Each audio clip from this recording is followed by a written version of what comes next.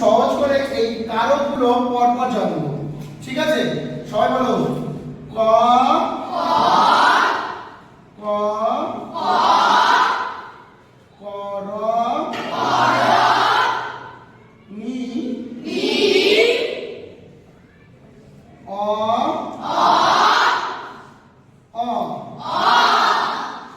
তাহলে কি আসলো? ক করণী অ অ।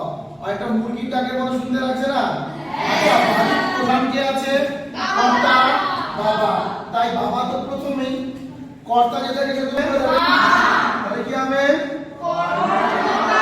কর্ম করেন, মা কর্ম করেন তো, কর্ম করেন তো, কর্মকারক। নি মানে নিমিত্তকারক।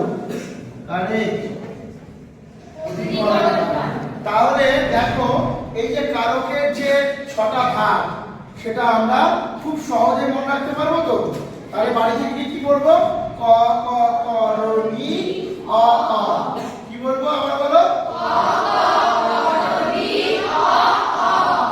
ক কর্মকারক, তারপরে কর্মকারক, নেক্সট করণকারক। আচ্ছা, করণকারক, তারপরে নিমিত্তকারক, তারপরে কি আছে? এবং শেষে আমরা কি ভুলবো এগুলো? না। তাহলে আজকে থেকে কারক বিভক্তি যখনই করব, বিভক্তিরও নিয়ম আছে আরো সহজ করে। কি আছে? শূন্য, কে, দ্বারা, জন্য, হইতে, রতে বা এ আছে। এখানে